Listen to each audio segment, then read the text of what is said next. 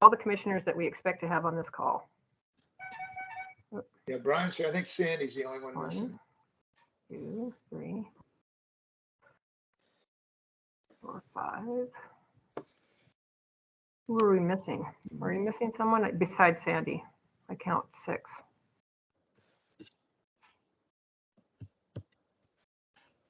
Krista, are you counting yourself?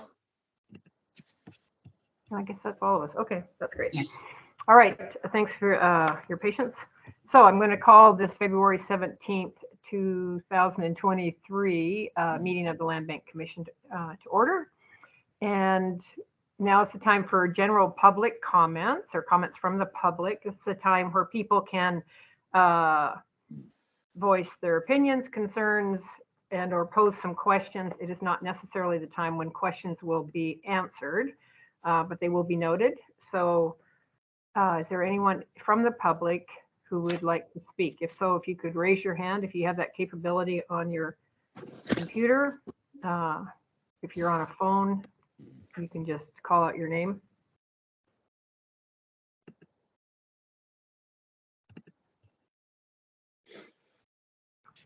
Nobody?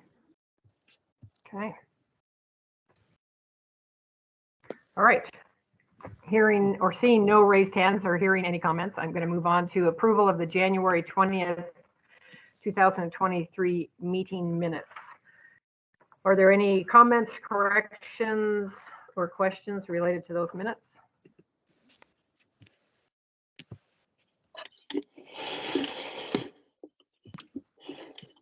Wow, okay. Last chance. Hearing no comments or corrections, we will accept the minutes as submitted. Good job, people. We are now going to look at chair and commissioner reports. There's a couple, one important topic that's listed on the agenda, and then there's some additional items for discussion that are coming up. But so to start, I'd like to introduce our 3 new commissioners. Well, 2 new commissioners and 1 commissioner in process. We have Amy Trainer, who is now our at-large representative, and Marilyn O'Connor, who will be representing San Juan Island. And upon approval at the next council meeting, we have Peggy Bill, who will be representing Lopez. It would be great if each of you would just take a couple minutes to introduce yourself, say a few words, whatever you're comfortable with, just so people can see you and hear you. And we'll start with Amy Trainer, if you're ready. Yeah, thank you, Krista. Good morning, everybody. Really excited to join the Land Bank Commission. So some of you, I saw Kathleen on earlier, and I've known Lincoln since I lived on San Juan Island and in Friday Harbor back in 2005 through 2007. So my background is in environmental law and policy, and I've done a lot of work out west. Left Washington for a stint, ran a land trust in Colorado, ran a coastal advocacy organization in California, and then found my way back up here. So I've been living on the islands for almost 3 years now, mostly due to the pandemic. And yeah, I work for the Swinomish Indian tribal community. So a lot of interesting work with the tribe and with the other treaty tribes in Western Washington and tribes throughout the state.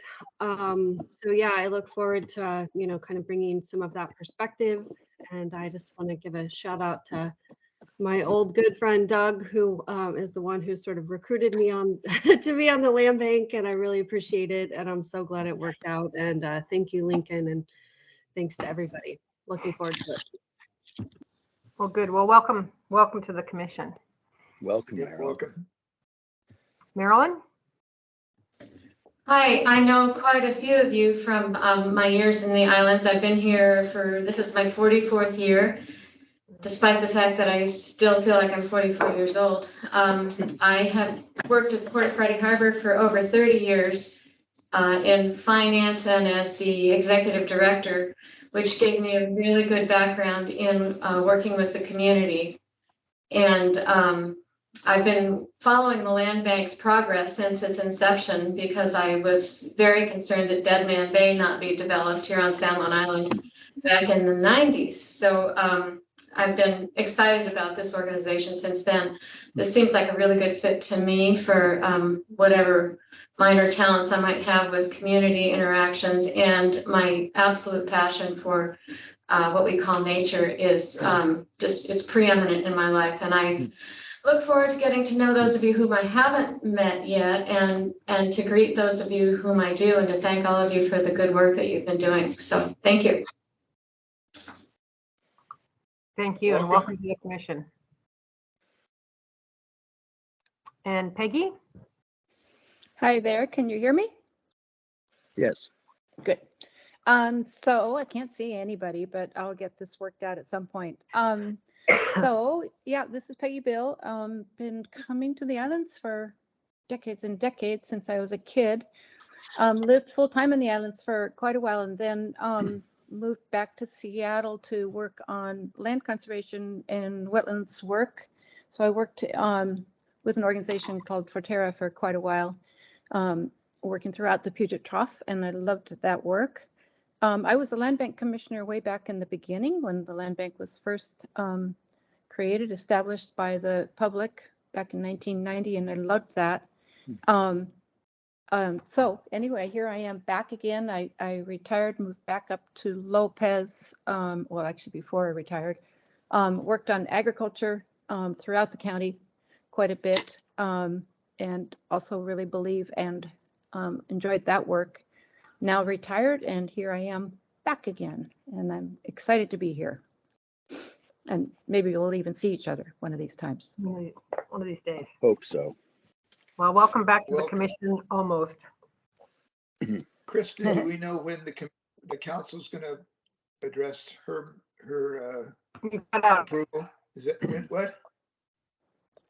Is that Monday or Tuesday? She hasn't been approved yet, right? I mean, there hasn't been a Right. vote yet. When does that There gonna was a happen? little snafu in communication between Christine and I, so it's not been approved yet, but I'm on the agenda. Okay. Oh, great. Mike, Okay. Yeah. Mike, this is Lincoln. Their next regular meeting is the 28th, so she should be on the agenda for that meeting. Okay, great. So good to know. Thanks.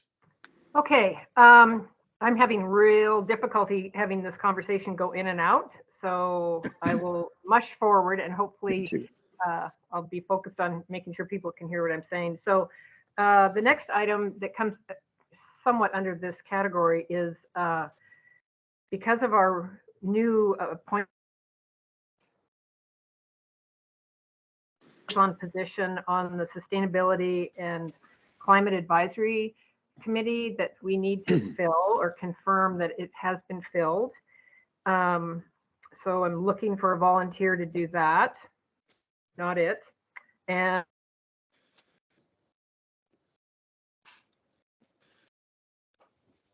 liaison, but I know we had one on sustainability. So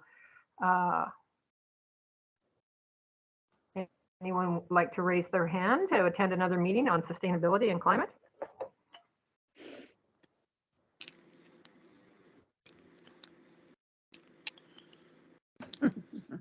Krista, may I ask a question about the committee, or at least the land bank's perspective on the county committee? Do you think that there is an effective course of action or strategy being developed by that group? Has there been any interaction so far between the land bank and that committee? Lincoln, you'll have to respond. I didn't hear half, which I'm going to call in on my phone and see if I can do this another way. So carry on if you wouldn't mind. Sure, Marilyn. What we're talking about is basically a liaison position between the Land Bank Commission and that committee. So Jim Skog had filled that role, and he attended a couple of their meetings, as far as I can remember, anyway. So this is it's kind of like a a quarterly check-in. I don't think it's having to attend all of their meetings, if I'm right about that. But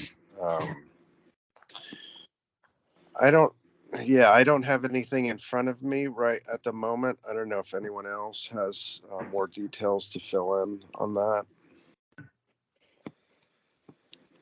This is Mike. I don't think we have been very active in this committee. But because it's so right down the middle of our mandate, it strikes me as something that should be important to us and something that we should be represented at. And I'd like to see at least every other month it on the agenda to have a report from whoever the liaison is as to, you know, what is going on and what is our role. So, and I think might be especially important for what maybe even Peggy at the time that she's official, one of the new commissioners to serve on, because I think it'd be really important, and it's somebody that's got some real interest and experience with sustainability and climate and a real interest. That would be, I think, wonderful. And then, you know, maybe one of the existing members or commissioners would like to do that. But I'd really like to see somebody take this by the horns.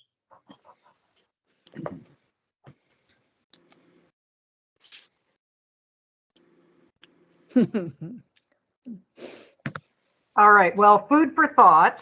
I missed the first part. I assume we're talking about sustainability, but Mike, were you talking about the Clean Water Committee? No, although that's next on my list is having been to their meeting yesterday, there's a lot going on. And I think, again, it needs to be raised to the visibility of this commission in this case, I think every month. And a representative, I think we're supposed to have a representative on this board. Or maybe, yeah, I think so. And this one, you know, clearly with all the stuff going on with Zylstra, and the water quality issues that are here, and some of the, and I just think it's really important. I'd like to see somebody who really is interested in water and both groundwater and otherwise, and would like to and could spend a couple hours with a really good group of people every month would be great. So those are two areas that I'd like to see us really take an active role in. Well, in the fairness of no surprises, I would say that we give the three new commissioners time to digest the request and the need for having a representative on there. Someone's got their hand raised. Hang on a second. Oh, Christine, Krista. Minnie has something to say. Hi, Christine. Good morning. I do have something to say. The Climate and Sustainability Committee does meet on a very regular schedule, and I believe it's every month, but the liaison from the boards and commissions attend only every 3 months. Just for clarification.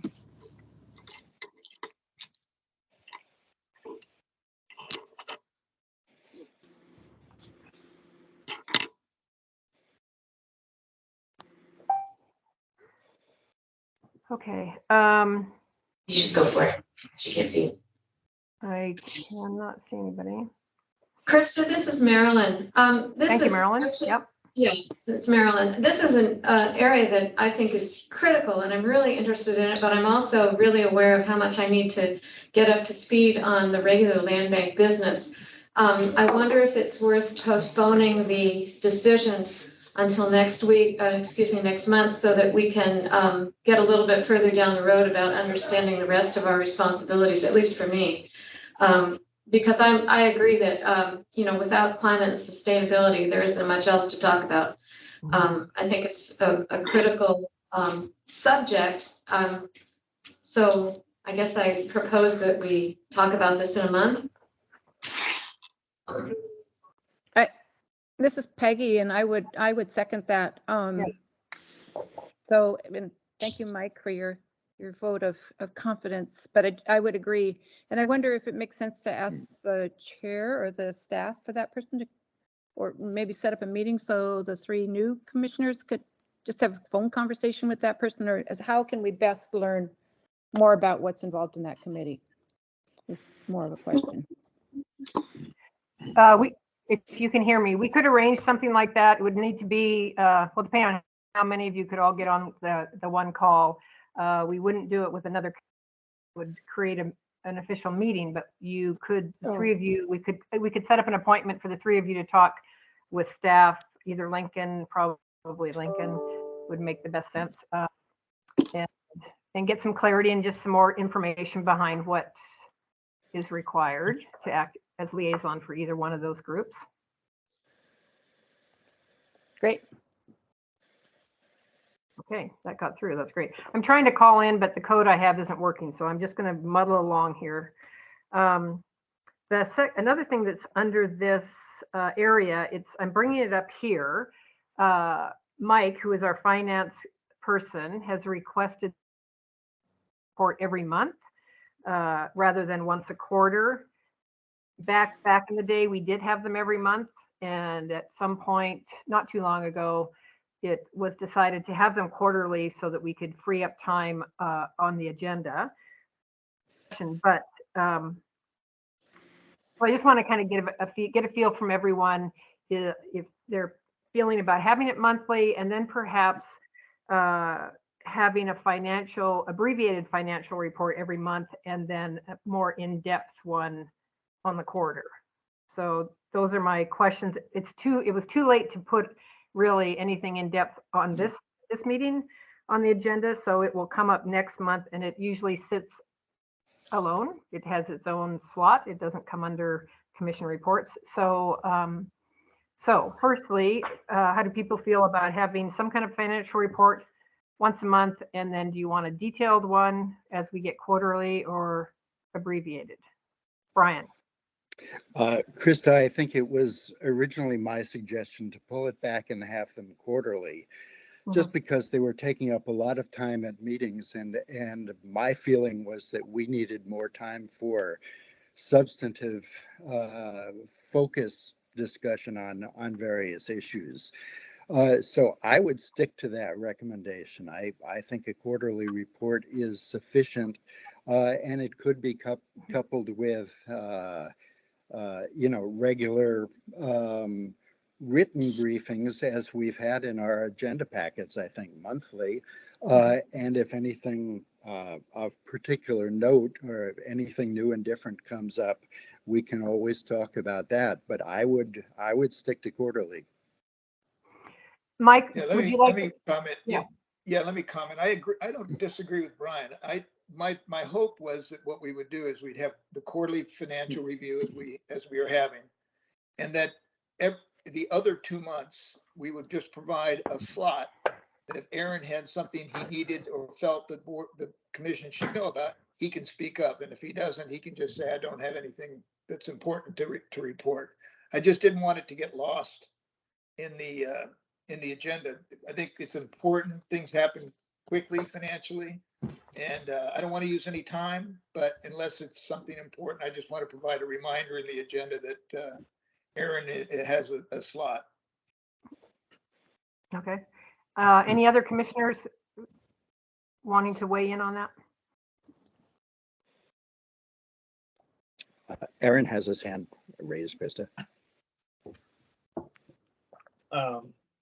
Yeah, I just want to kind of explain a little bit more from the conversation Mike and I had earlier this month, and when we were discussing the quarterly financials, and especially discussing the end of the year.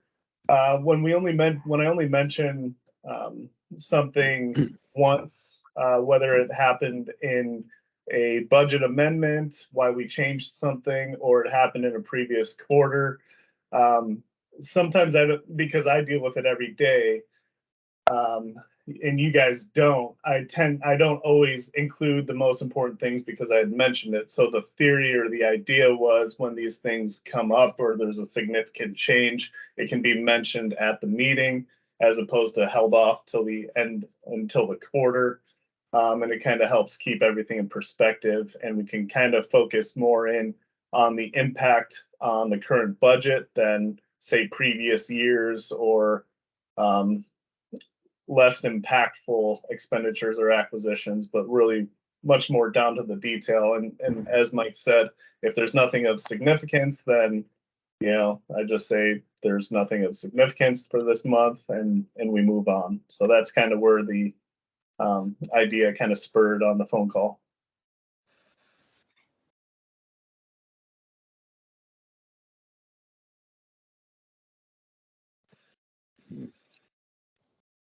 Brian?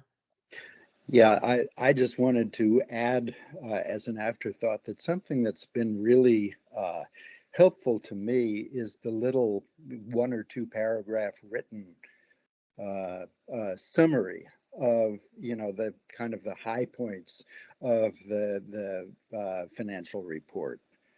And that's rather than going line by line through the spreadsheets. I think that really serves the purpose.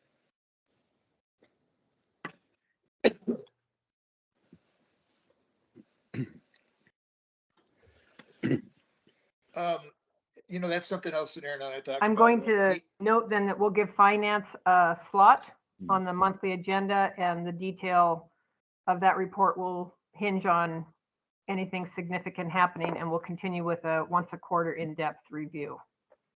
Right.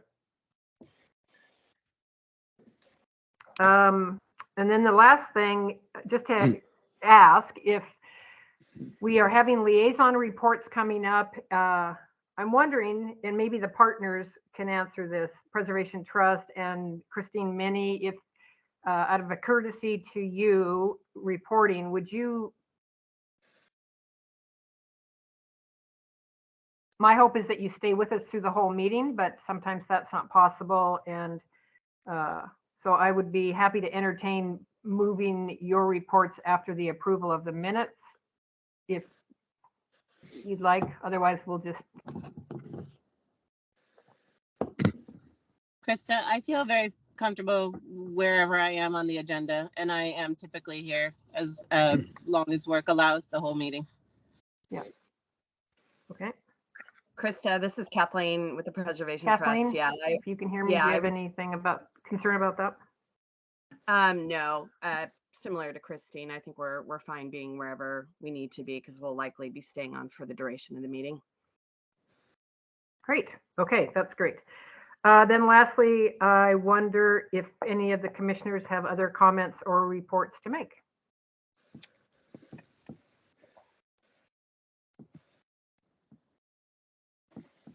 Brian, go ahead. Yeah, Krista, I would just like to acknowledge again at its meeting, the council annual, or rather our 5-year lease for the Kaffeld farm. This is, I think, a really good resolution, the end and the beginning. It's been a really long process. We've gone through several iterations or generations of Kaffeld farm stewards, and several controversies over it. That's island-wide, really. I think we've all put a lot of work into this lease and the parameters of, you know, what are we doing? What's the land bank's role in agricultural management? And so I think finally we have a very good outcome of that. And so I'd like to acknowledge that. Thank you. Mike, any comments? Any comments from the new commissioners?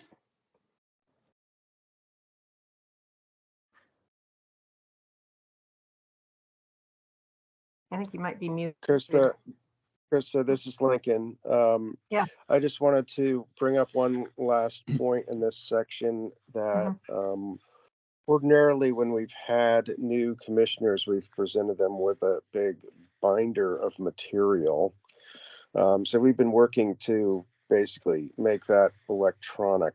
And that's that's what we're going to be provided. Aaron, I don't know if you want to make a comment on that. Yeah, I think it's something, the onboarding process will be greatly improved via the virtual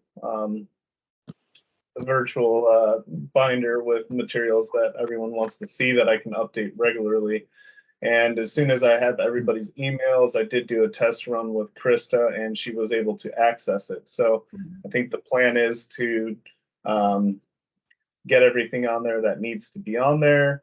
And then I will be able to send out the materials, or you will get a link sent to you via email and access to that. And at that point, more than happy to walk through any of those materials shared with new commissioners, existing commissioners.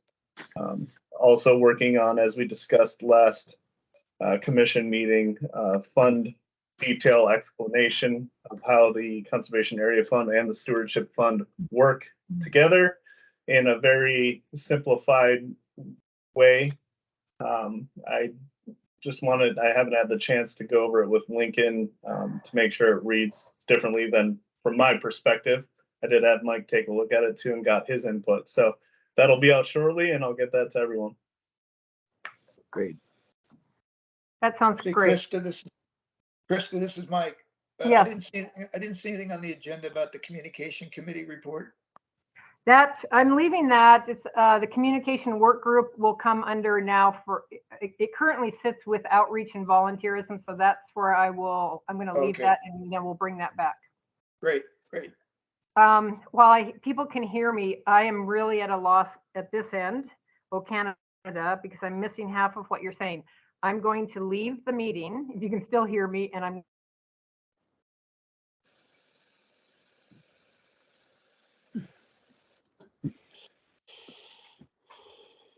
And we lost her. You did. You left the meeting. So, Brian, are you the assistant or vice chair of this committee? Do you want to I kind am. of carry on until I she am. gets organized? he is, and don't misbehave until good. I get back. So Oh, there's Chris. Let's give Krista a moment and see how soon she gets back. She is going to call in, I believe. Okay. So hopefully that will at least give us audio. I would suggest in the meantime that we proceed with the partner update from the Preservation Trust. Yes. Okay. So that would be Kathleen. Yeah, good morning, everybody. Morning. For those of you who don't know me, I'm Kathleen Lewis. I work on the conservation team here at the San Juan Preservation Trust, and you probably heard from Angela and Vicki before, and we're just going to be taking turns kind of rotating for these meetings to give you updates. I'd like to welcome all the new commissioners. Amy Trainer, it's so great to see you again and see you back in this world. So really exciting addition. What I'm going to talk about this morning, I'm just going to focus on the 3 projects we currently have cooperative agreements in place with the land bank. Vicki reported out on these, I believe, at the last meeting. So I just want to give you some updates. The first one, of course, being Lopez Hill Preserve Edition. This project is set to close. Hasn't made it onto the county council agenda the last couple meetings, and we're scheduled to have it on the February 28th council agenda. And so hoping that that will move forward and we'll have a closing date set for that for March 8th. I guess I really need to emphasize that it's important that this occurs since some of these delays, we're having to get back to our private donors and make explanations about why it hasn't closed yet. So I'm hoping everybody will be working together to make sure this goes through as planned. On to North Shore conservation easement, the Glenwood Inn property on Orcas. I have some encouraging news to share there. Yesterday afternoon, myself and 2 other staff members had a meeting with our representative, Lekanoff, and she, and what we were talking about was the fact that the PSAR funding that we were going for to help fund that project. You may be aware that, you know, we missed the cutoff. We were ranked number 7 in the PSAR lineup and just missed the cap there. They capped all the projects at $50 million. And Representative Alex Rammel apparently is putting forward a proposal to extend that funding another 10 million. Great. And so that would include the North Shore project, and I believe 1 or 2 others that are on the list as well. And so, so that will go forward. Lekanoff is, you know, very supportive of this project, and we're feeling hopeful that this will make it through and get funded. So more to come on that, but that was some good news. Additionally, we're going to be, or I'm going to be instigating sort of a kickoff meeting with Land Bank staff and Preservation Trust staff working on this project here, hopefully in the next few weeks, to just sort of get everybody on the same page and talk about next steps and, you know, setting realistic deadlines and timelines. And then finally, over on San Juan Island, the Katy Mountain Preserve Edition project. We are putting together our fundraising strategy there for the purchase of the conservation easement on that parcel. And we'll be setting up some site visits there for staff here again in maybe the next few weeks or so.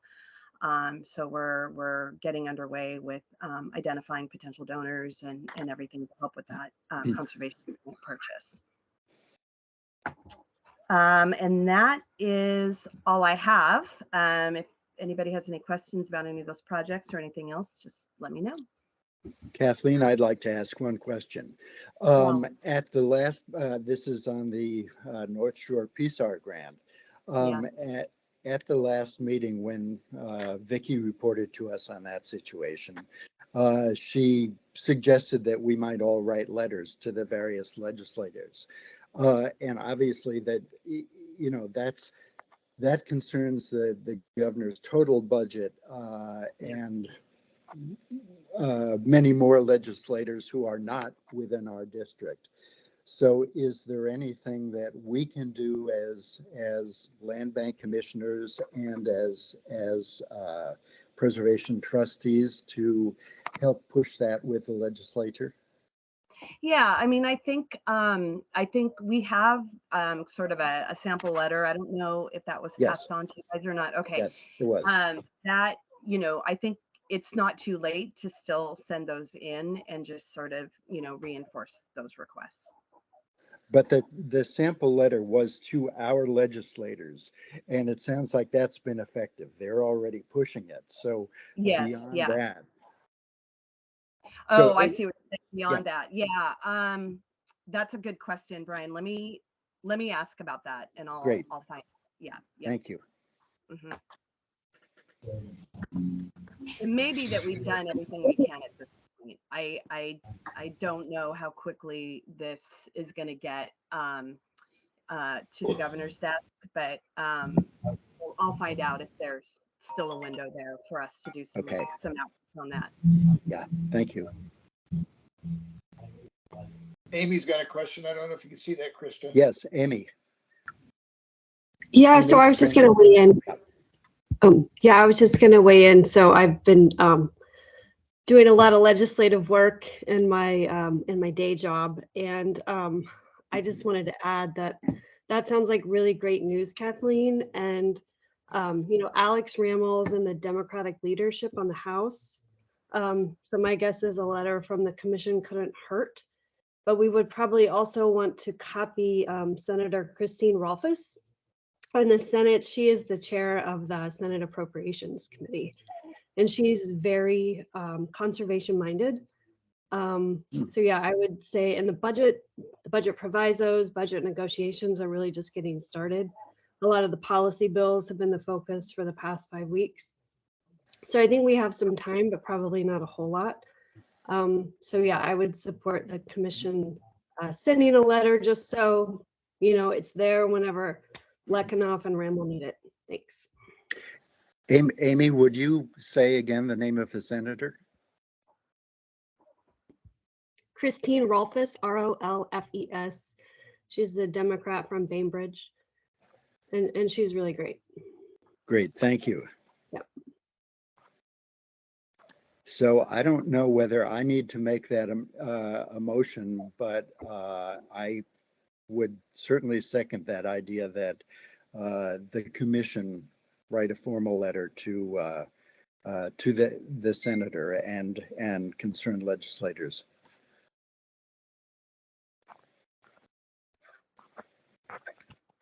I agree. Who's going to do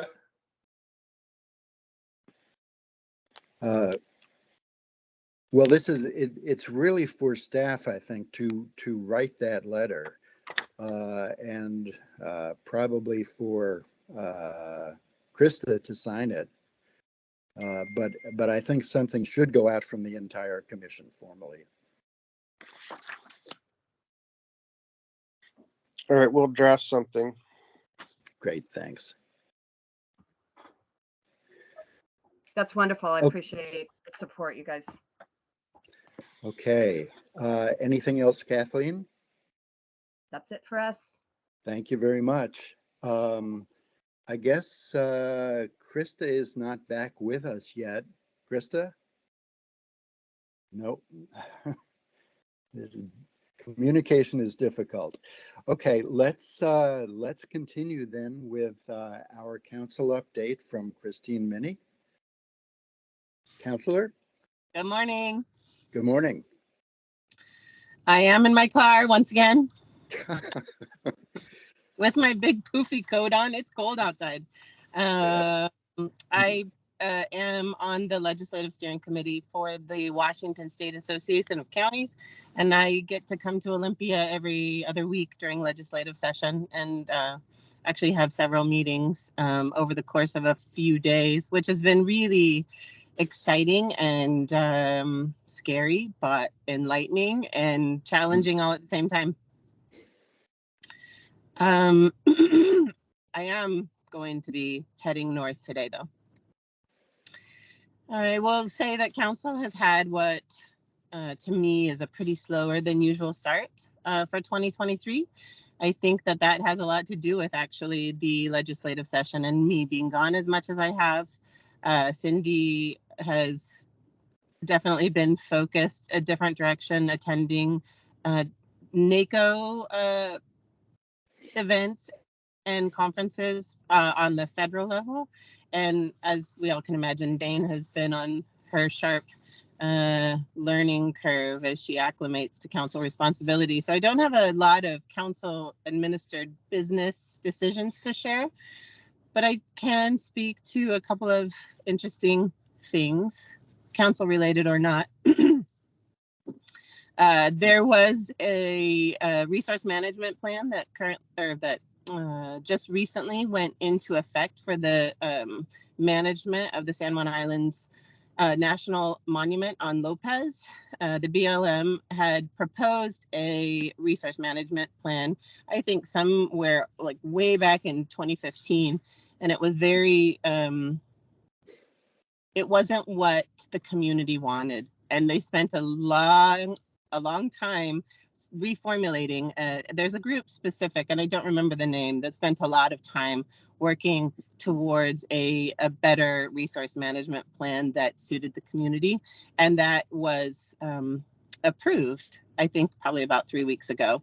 And among many things, it prohibits dispersed camping. and clarifies language about recreational target shooting.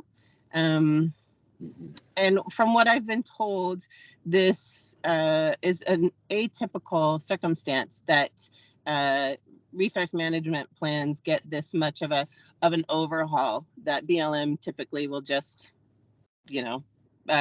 go with their resource management plan. So in this case, it took a community and 7-8 years later, it is finally where the community wants it.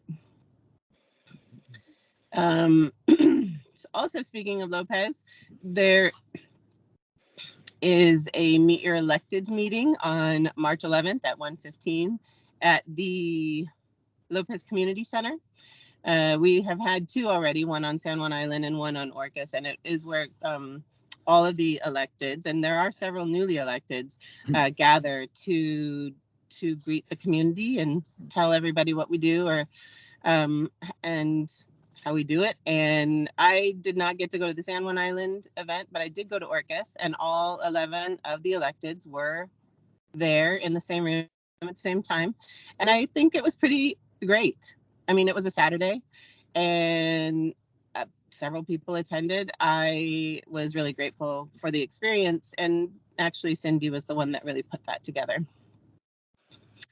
I have a lot of land bank news, which is fun. Last week, I met with Doug McCutcheon out at Beaverton Valley Marsh. He gave me a grand tour and showed me the good and the challenging and the wonderful, and shared chocolate with me. And I got to wear my muck boots. It was a really great opportunity, and I really appreciate it. Thank you, Doug. I spent a good deal of delightful time with Krista as we navigated sort of the layered process. Some time with Lincoln, but that lucky dog got to go on vacation. So Krista and I spent a couple of days in interviewing the applicants that had been chosen at that point. And as you all now know, there are 3 chosen, 2 appointed and 1 about to be. Thank you all for being here, and thank you all for the great interviews. And 2 more land bank items. Council did send a letter of support to include the North Shore project in the PSAR funding, which Great, thank you. Absolutely. And actually, I think that the thanks goes to, in this case, Preservation Trust, who put that on our radar to be able to do that. And finally, congratulations to both the Land Bank Commission and the Lum family, who are now in a long-term lease of Kaufelt Farm, and for the benefit of many. So, happy Friday. Great. Thank you very much, Christine. Thank you. And unless there are any other questions or comments from commissioners, we will move on to the director's report and discussion of the strategic plan. Lincoln? Thanks, Brian. So we had a meeting of the group of commissioners who were interested in working on the strategic plan. Krista was one. I'm sorry she's not back yet. We seem to be having trouble getting her reintegrated. Lincoln, maybe can we switch the order around and hope that Krista comes back for that discussion, because I think she'd be an important part of it. Okay. Does that work for you? Yeah, I think I'm seeing her call in. So I'm here now. Can you hear me now? Oh, good. Okay. Yes. Okay, great. I'm so sorry. This is just a fiasco, but I'm here now, but I cannot see anybody. I'm just on the phone. So I'm going to let Brian continue to lead the meeting. Okay. That sounds good. So we had a good discussion about the strategic plan with our folks, and we've had a lot of proposals put forward. there are a couple of things that I think are important for the commission to really hash through here. First of all, in proceeding with a strategic planning process, one of the key questions has been the amount of outreach and involvement from the public, and whether this strategic planning process should be more of an internally oriented process or one where we're actively reaching out to the community. So that's really one question, and I think there's a pretty big difference of opinion, and I will let since Krista's back and we've got the other two, I wonder if you want to offer some comments on that.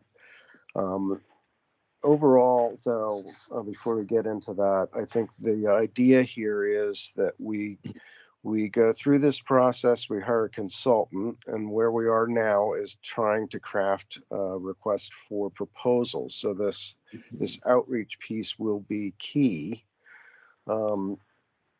And our hope is that we can get a consultant on board and basically wrap this process up, hopefully by the end of the year, with the idea that that's going to feed into a likely renewal effort to go on the fall of 2024 ballot. So having this in place will be kind of a key component in that. Do you all want to pitch in here and provide your perspective on this question of Krista, public involvement?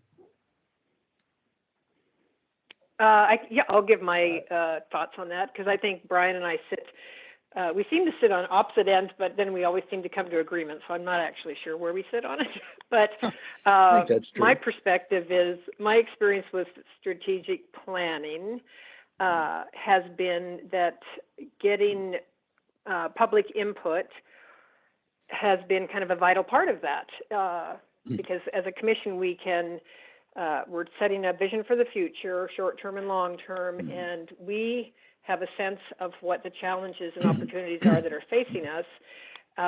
And some of those thoughts, I think, need to be articulated to the community to give them an opportunity to respond, to see if what we are seeing as the challenges and opportunities are in sync with what their understanding is or their desire is. So I see public input as really key to a strategic plan, and some of that information will be very helpful for renewal, but I don't see it as something that really needs to be attributed to the renewal process and we go out and ask people what they know or whatever. I see it as happening through the strategic planning process, and that's what I think. Okay. So the other member of our committee is Mike. And Mike, do you have anything to add to that? Yeah, just that we have a strategic planning idea or process, and we have the renewal. And I don't think about the renewal right now. I think about the strategic planning process. And my concern was that if we spend a lot of money and if we hire somebody and it spends a lot of money and extends the time, how do we make sure that we get better information than we've been getting? We've done a number of surveys in the last 3 or 4 years, and we seem to, I think even Lincoln mentioned this in our meeting, we seem to have the same people come in and tell us pretty much the same stuff. And the question is, how do we how are we successful in broadening the feedback from the greater community to go into our strategic plan? And then I think we can build the strategic plan internally, because I think we've got enough talent and skill in it. We know how to convert that into a plan. But my question was, how do we make this process effective, or more effective than we've done in the past? And so finding someone to help us do that is going to be critical. That's my thought. Okay. Well, I don't disagree with anything that's been said, and I think we had a very good conversation at the beginning of the week. Um, and I think we came pretty much into alignment. Um, I guess what I would add for the benefit of the other and the new commissioners is that the committee was charged in part with coming up with the basis of an RFP for a consultant to do the strategic plan. Peter Giose, our Orcas steward, gave us a draft of an RFP 2 days ago, and I was amazed that, pardon me, that he could come up with that as fast as he did. But I pointed out to him that maybe it was a little premature to do that because we really haven't agreed as a commission yet on the scope of the strategic plan and how it fits into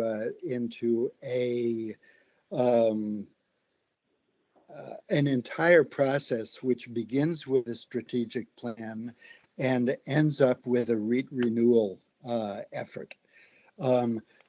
Is the strategic plan part of the same process?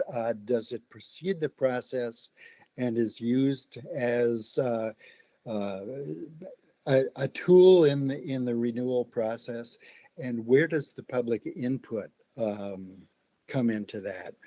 I think Lincoln argued strongly, and I'll let him speak to this if there's more, that we do need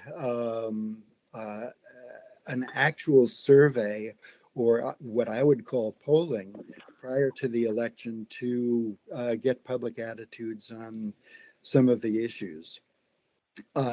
We have done, as Mike mentioned, a lot of public outreach over the past 2 or 3 years.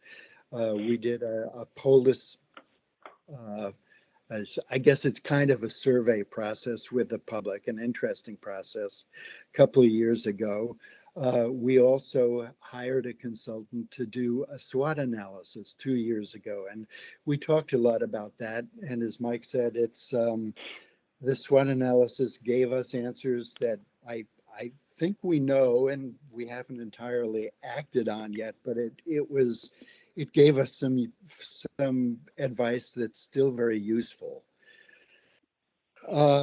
So the question, I think, for the commission is how we go about the process. Is the strategic plan something separate that precedes the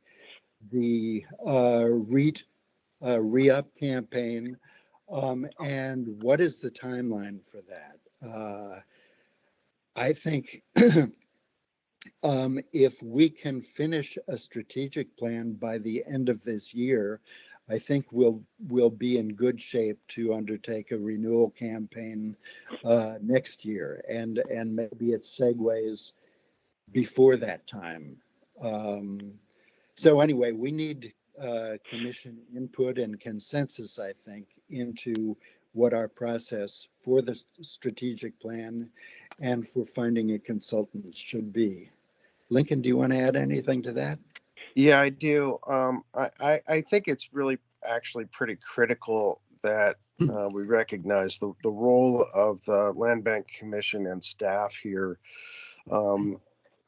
In a strategic planning process, that's pretty clear that we're just trying to lay the groundwork for where we go from here and create something that will help the community understand the amount of input that the community has going into it is one of the questions. But we're really creating something to help the community better understand where we're headed and give them an opportunity to really think about that. That really has to be separated from any kind of renewal activity, which obviously staff cannot participate in.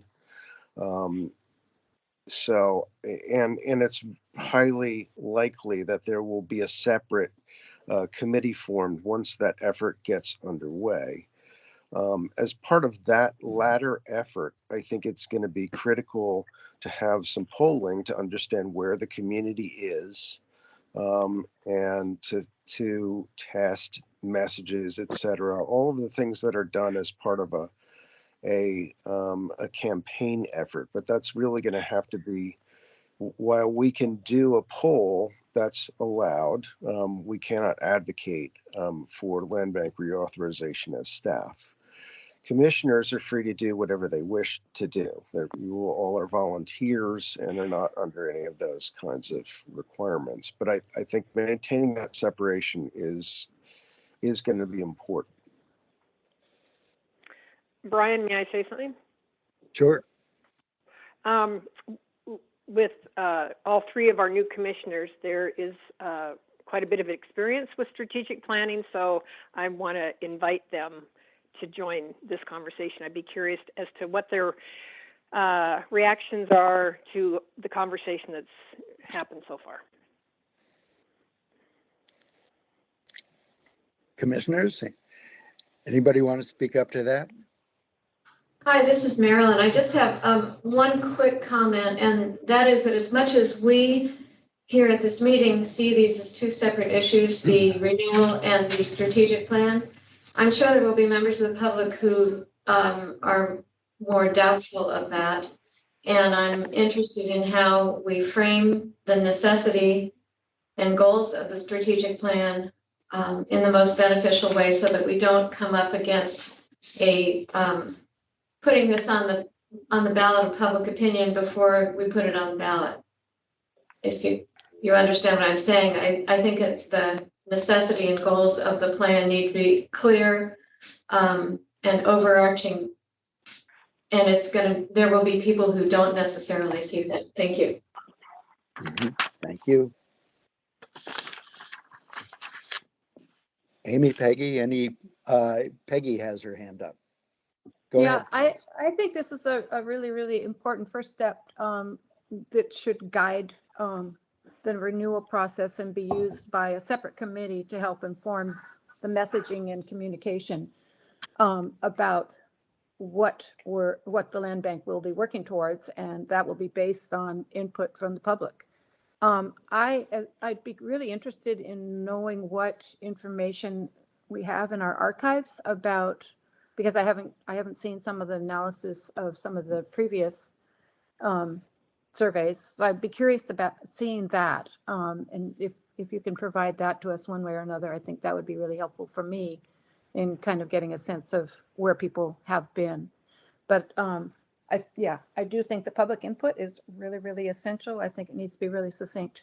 And I think it's perfect timing for it. Thank you, Peggy. And I think, to me, an important part of that background information would be the summaries that have come out of our annual retreats for at least the last 2 or 3 years. And if I think Lincoln should be able to provide that to you all. Amy. Yeah, thank you. I think Marilyn made a really great point, and I echo Peggy's request as well. I guess I just wanted to add, I definitely see these as two separate things, but thinking about that the strategic plan can really be an opportunity, right, for that public engagement and awareness, and really setting the stage to ultimately make whatever campaign happens in 2024 all the easier. So I think, I have a lot of experience with strategic planning, but also sort of the kind of public environmental review process. And it seems that maybe, the commission hires a consultant. We have a sort of draft framework, a very high level of sort of like, the vision, the mission, the goals, which are largely already set by the creation of the land bank and the great work it's been doing. And then you sort of use that framework to, as an opportunity to engage the public. And so I see that even though they're separate, certainly one is going to feed into the other. I will just say, second that, you know, when I met with Lincoln back in, I think, October, he gave me a file of information. And one of the things you gave me, Lincoln, was, you know, there was this figure that, like, because I think one of the claims is, oh, this, you know, having all this land off the county land bank rolls, you know, increases our property taxes. But the figure was something like it costs $15 a year to have all of, you know, these amazing amenities, all this great work that the Land Trust and the Preservation Trust have done to make these public spaces available. And I just want to echo that. I thought that was such a compelling figure, that the more we can kind of get that out to the public to say, you know, this is, you know, a fraction of the cost of a state parks pass, a fraction of the cost of a national parks pass, and this is literally in your backyard. So anyway, I just wanted to add that. Thanks. Okay, thanks, Amy. I'd like to, having heard all of your statements, I'd like to add something, which I forgot to say, that is about the commission versus the public. And it's not a good way to put it, but our roles, I guess I would say, the strategic planning process versus the REIT re-up process. And that is that one of the things that really convinced me that it would be a good idea for the commission to do a strategic plan at this point is that we have 3 new commissioners now, and it's a good way for you to get to know, you know, the background of the land bank, which some of you know very well, but what we've been up to lately. And all of us to get to know one another, first of all, but also for us to discuss and begin to have some contact, some consensus on a number of new questions and issues I think we really haven't dealt with over the past few years and that are coming up. And I'll give you a few examples. One is what is the role of our partnerships with other organizations? We had a big public controversy last year about the potential for the land bank partnership with to provide land for public housing. Something that I think didn't really need to be a controversy, but it wasn't well understood. And I think that we need to clarify our position on that, and as well as on other partnerships with maybe green energy production and so on. Certainly tribal partnerships, which we really haven't begun to embrace. Something that we've talked about and that hopefully is coming to us. I think it's part of our role with some of the new lands that we've acquired, but we haven't really talked about how to do that. And I think that's an important conversation. Another one that's come up is the possibility of the land bank heading up a mitigation banking process for the county or possibly for other development. What would be a role in that? So these are things that we don't have any consensus on, we haven't really even talked about. And my feeling is that before we go out to the public in any way and ask the public, well, what do you think about these things? We really need to talk with one another and have some understanding and some consensus among ourselves about what the land bank's direction on those issues should be. And I look forward to that conversation. That way we can, when we get that consensus, then we can take a plan out to the public and say, what do you think? Anybody else? Peggy has her hand up. Oh, no, I don't. Oh, Or if I okay. do, I don't know how to turn it off.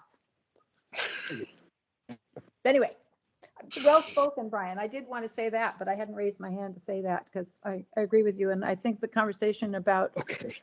all those issues are really important. I think most important is how we speak with one voice as a commission Yes.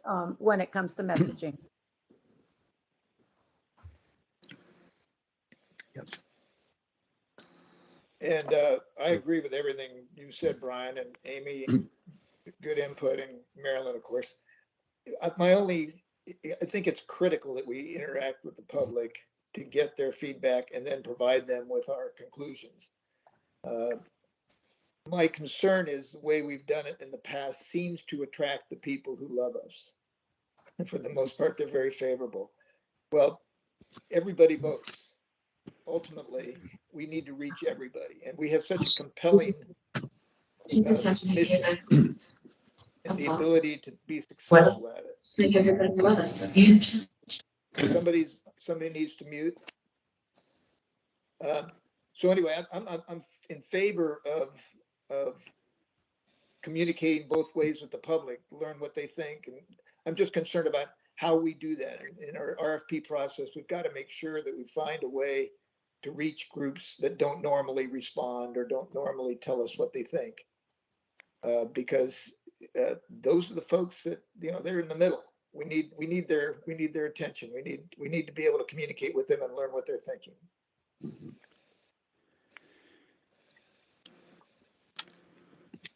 So I'll speak. I'm kind of wondering now that we've had this discussion, what we need to agree on in terms of details that will allow Lincoln to proceed with the amazing draft that Peter put together as a starting point. But the goal is to have some development on that. And I am hearing what Brian is saying, that it starts with us coming together and coming to consensus, but I think a qualified consultant in strategic planning knows that the organization and its leadership has to come together to start the process, have the discussion, throw out their ideas, and find out what sticks for the common good. So I think we don't have to figure that out before we hire the consultant. I think that's part of the process.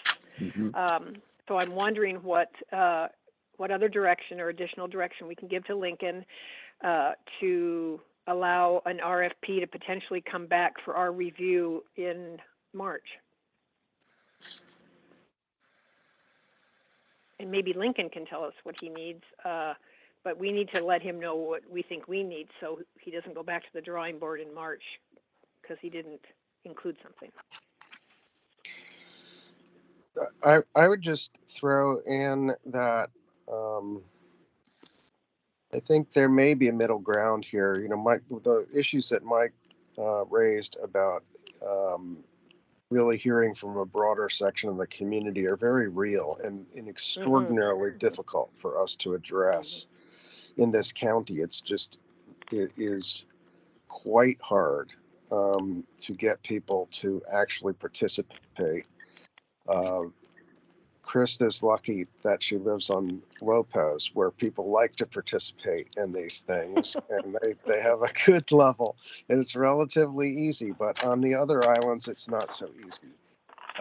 So a middle ground might be something like what we've seen with the tourism master plan, and I see Kendra there, where the consultant basically did during the meeting kind of an online polling thing. I think they also did an internet poll. The success of that approach will be really dependent on what kind of advertising goes ahead of it, how that's presented to the public in a way that will get them to participate. I don't think we're going to, and I think we can work on that. And I think as we found with the community conversations that we've been doing, where it's quite difficult to get people to attend, it really it depends on how much outreach is done prior to that meeting. So if we've got people actively soliciting their networks, that's great. But I think we will need to do a lot of advertising and really work on the message of that advertising to get people interested in participating in those kinds of events. So that might be one approach. If we put this out to consultants, they can come back with their idea of how we might make that work. Of course, one of the problems is almost certainly a consultant who we will use will be from outside the county. And so they'll need to have a pretty clear understanding of just how this place works and honestly how difficult it is to really solicit a broad slice of public opinion. So Lincoln, if if we put out an RFP for consultants, one of the first things that we need to do is give them our proposed scope of the project, and essentially the RFP will ask them how they propose to address it. So in terms of commission process versus public process, how would you how would you put that into an RFP right now? Well, I think it's kind of shaping up based on this conversation that we need to have an initial round of sessions with the commission and with staff to really clearly identify what we think to outline the vision, goals, and potential steps that might be involved in our strategic plan. And a lot of that will come out of our mission. We have a clear mission that we're charged with doing. And we can hash through some of the issues that you raised as well.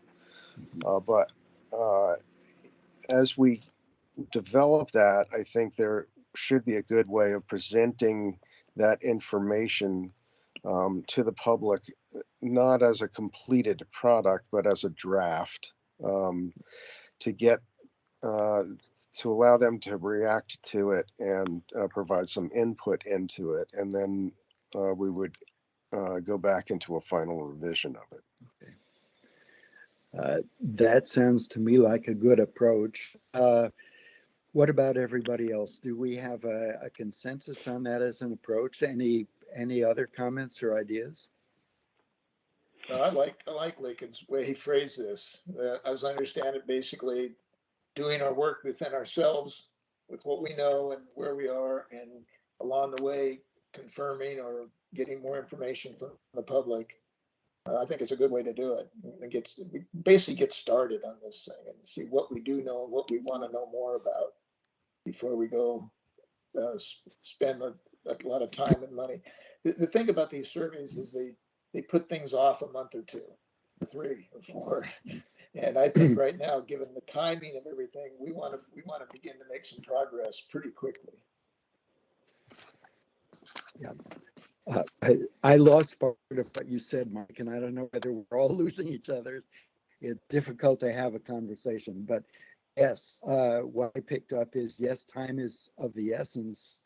And so I would propose that if we have a consensus, we charge Lincoln and staff with coming back with a draft RFP for the next meeting. Any other comments on that? This is Marilyn. I just want to agree completely with the timing issue. I think that we really need to get moving on this as quickly as is feasible, because it takes a while to go through the process of selection, et cetera. I think that Brian made some really important points that are critical for us as a group anyway, and the fact that, they have to kind of piggyback on this planning process it's just where we happen to be right now. But with 3 new commissioners on a board of 7, we have a lot of work to do to create unity and understanding with the new members, and so that we all kind of are on the same page. If that could be part of this process, that's great. My last comment is simply that I think the public does better responding to something than simply telling you, what do you think about this? So I like that idea very much of offering them something to look at. Thank you. Thank you. So Anybody Brian, else? Brian, this is Krista. I Krista, think yeah. if we could go ahead and direct Lincoln to draft that, the strategic planning work group can meet. We will meet. We have a meeting already scheduled. So before our next commission meeting. So I would suggest that if Lincoln's able to create a draft that can come to that work group, so at least some editing and discussion can happen, and then a more edited draft can come to the commission meeting in March. That would, I think, help move things along a little bit. Yeah, that sounds good. What, did we schedule our meeting for next week? Is that right? No, it's I don't March have 8th. yeah, I got March it. It's 8th. March 8th. March 8th. Lincoln, do you feel like that would give you enough time to come up with something for us to chew on? Yeah, well, I'm hoping that by Tuesday at the end of the holiday, I'll actually be testing negative for COVID and can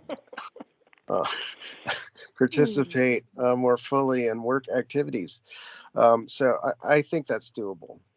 Okay. That's great. Okay, done. So unless anybody has further comments, Lincoln, do you want to continue with your director's report?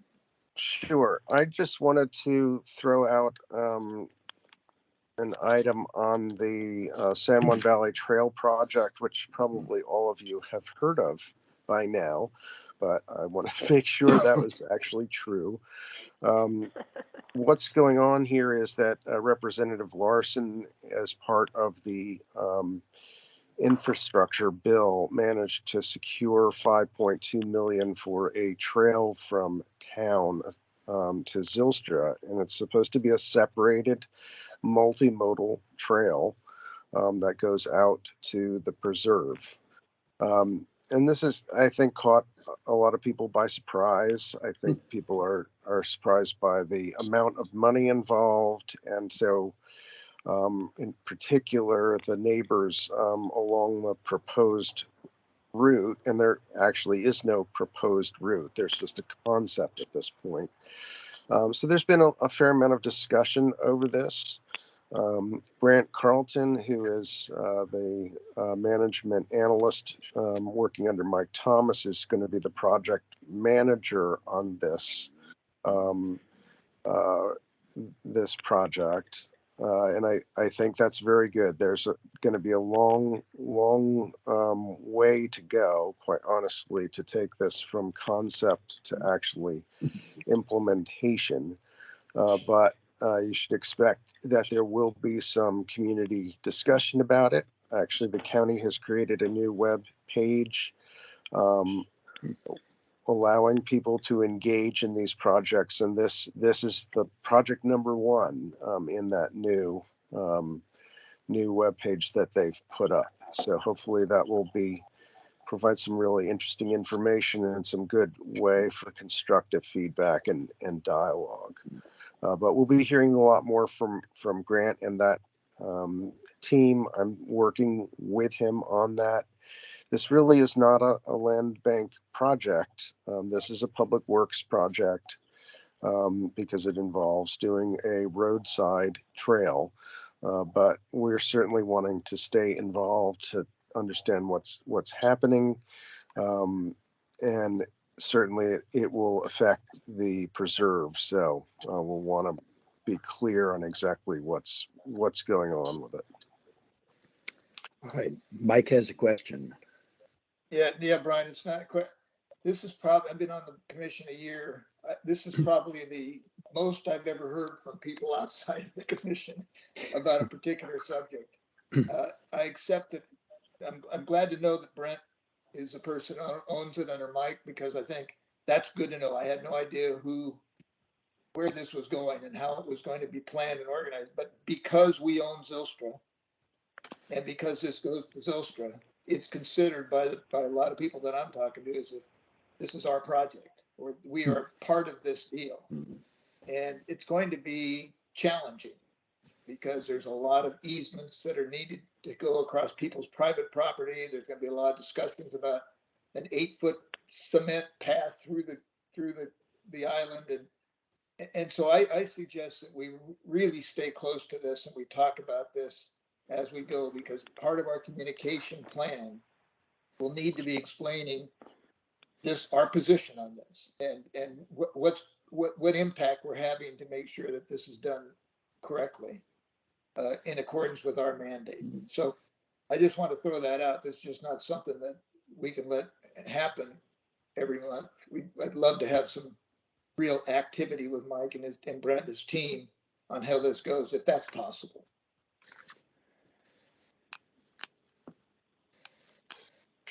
Lincoln?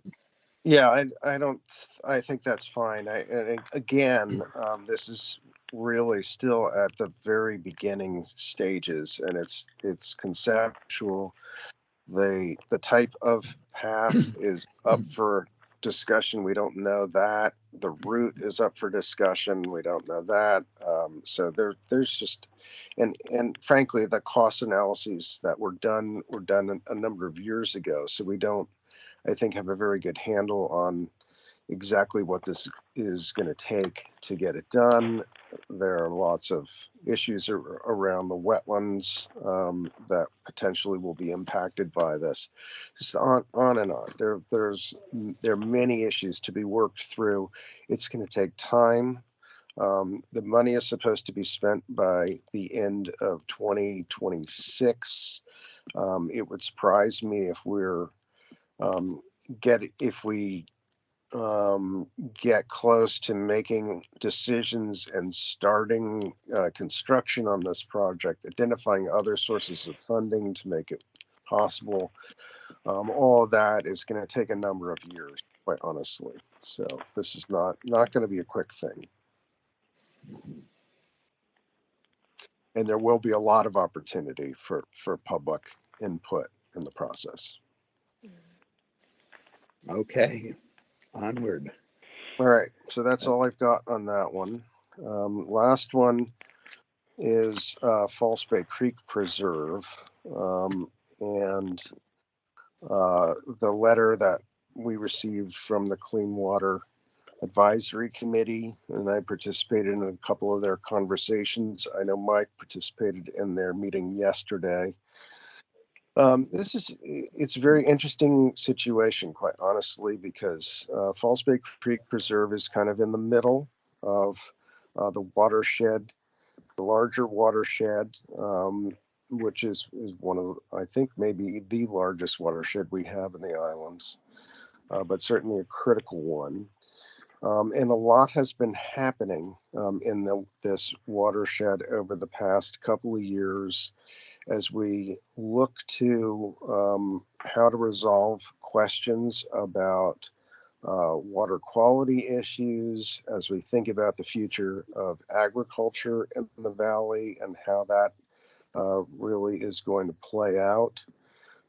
So we've been, the Friday Harbor Labs has been doing water quality testing up and down the corridor. And I think there has been some other water quality testing done prior to that. A big piece of the changes that have been made recently are that Red Mill Farm, owned by the San Juan Preservation Trust, has had some issues with their life lessee and having cattle in those riparian areas. And so they've just completed a big fencing project to pull cattle out of those riparian areas. Obviously, we've got questions still around Zylstra and water rights issues and in-stream flow, or how that water is going to be used, which are unresolved.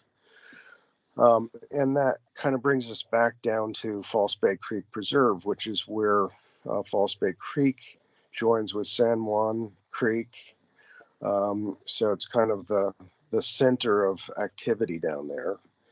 What we've done, and we have a management plan for that preserve, which has really looked to accomplish a number of objectives since that had been a preserve which was used for agriculture and grazed. That was something that we included in the plan. We've also got a public access component, mostly really at the edge there in the winter time for waterfowl viewing. And then we have a big ecological restoration component. So we've been doing a lot of fencing along those creek sides, planting of native plants, trying to deal with the reed canary grass issues.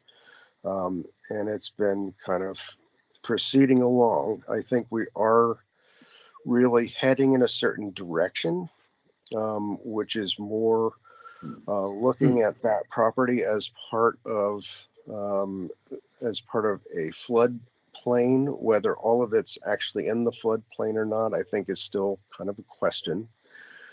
But we're probably moving more towards management that's specifically directed at environmental protection and probably away from the agricultural element. That being said, we've had a lessee out there for a few years, and he's been grazing, I think, about 20 head of cattle, and really has been gearing up to do that again this year. We do not, our lease has expired with him.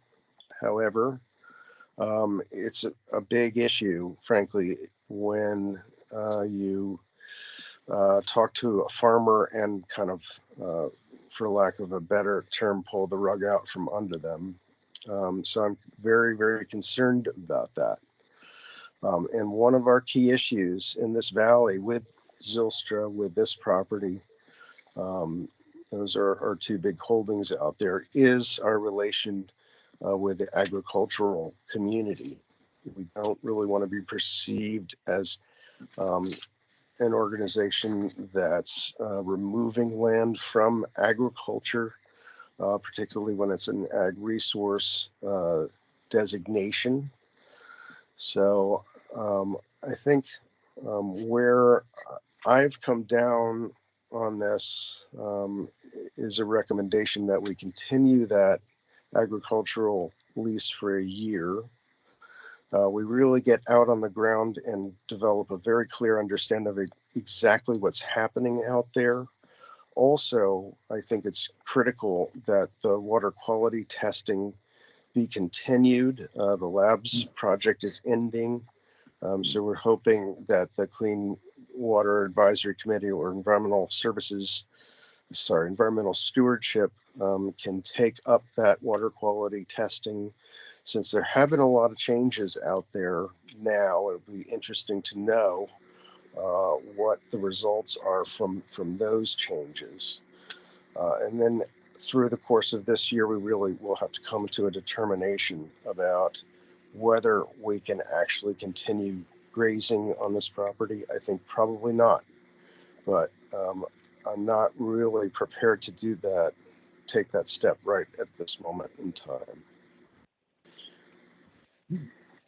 And that's what I've got so far. So I'll open it up. That's a very good explanation, Lincoln. And I think Kendra's here. She can also talk about the position of the water quality group. What's the name of the lessee? John Wilson.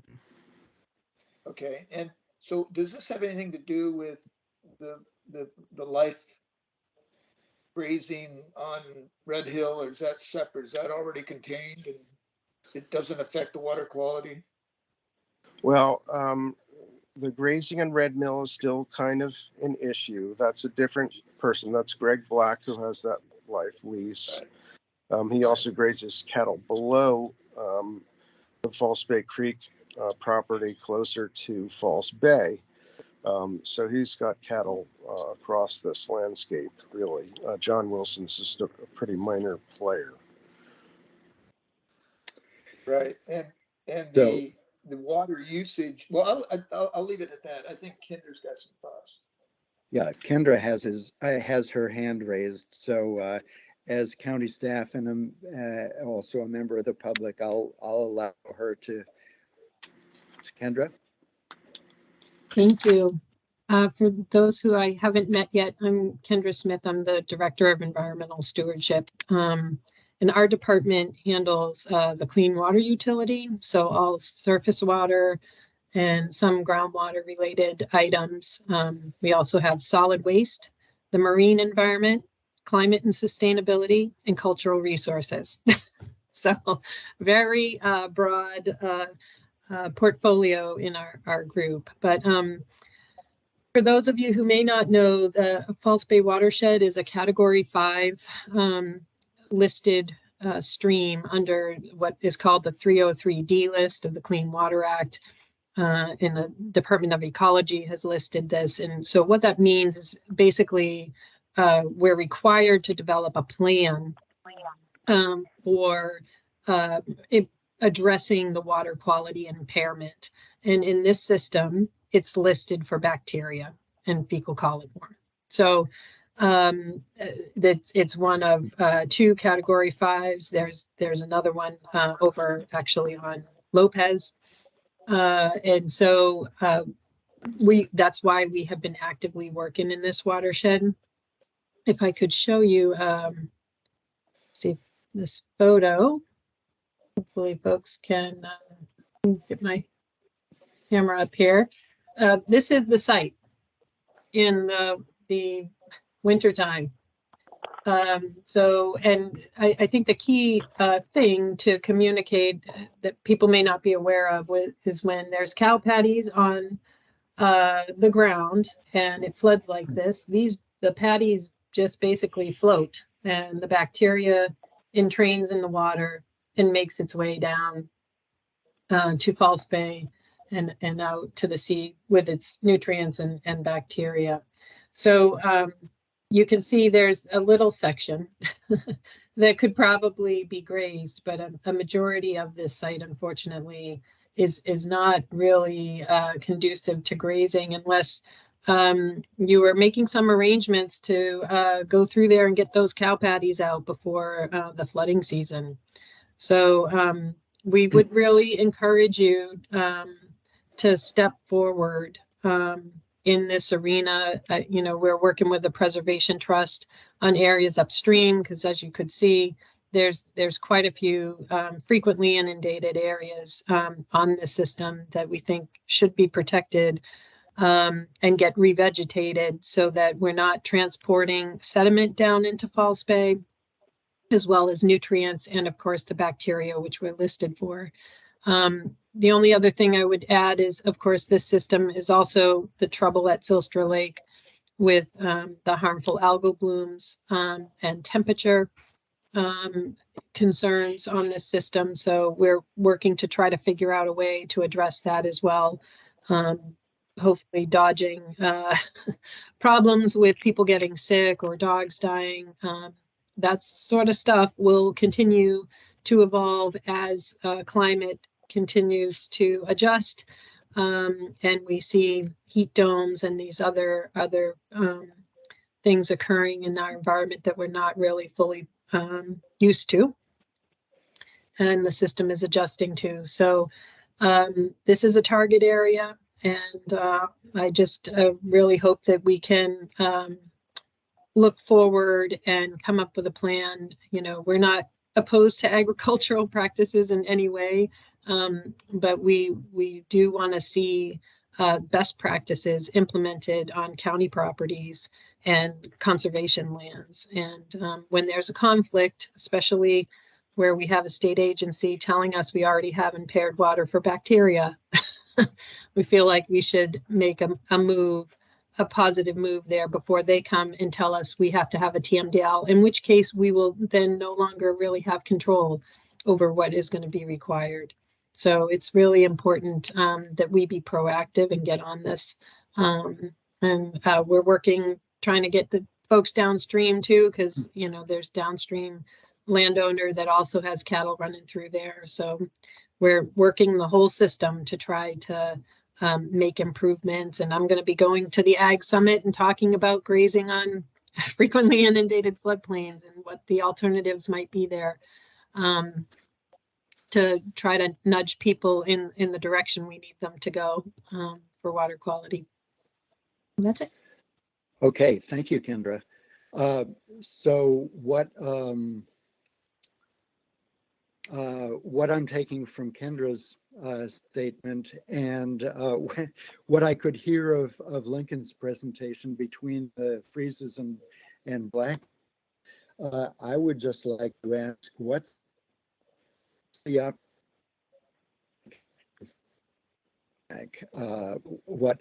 what I'm understanding is that this puts us potentially in between the agricultural community and the Clean Water Advisory Committee and potentially the regulators.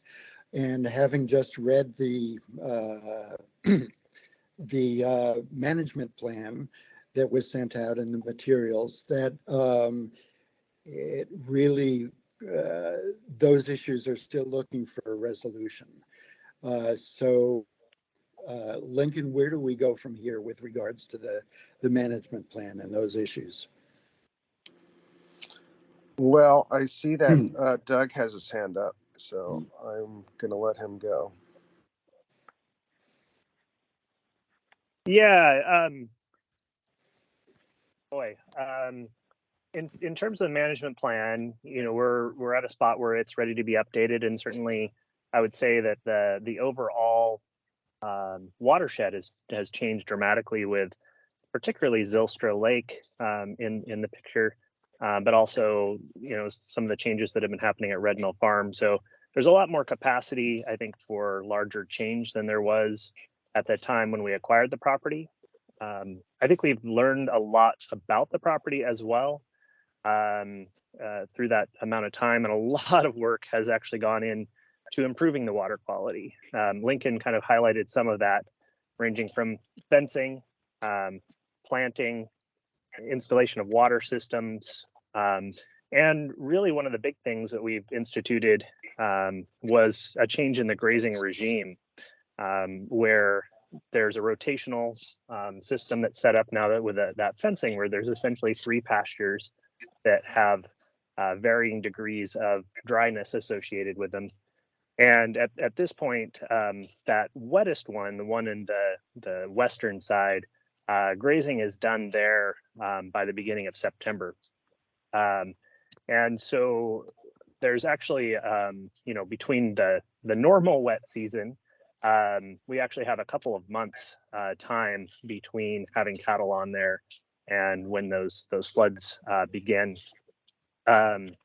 So I think in general, where I sit with this is I'm really curious to see what effect has the fencing that's happened upstream on the Red Mill Farm property, how that has benefited the system as a whole, and that for at least this next year, continuing the grazing, we actually don't know what impact potential there is from the False Bay Creek property specifically.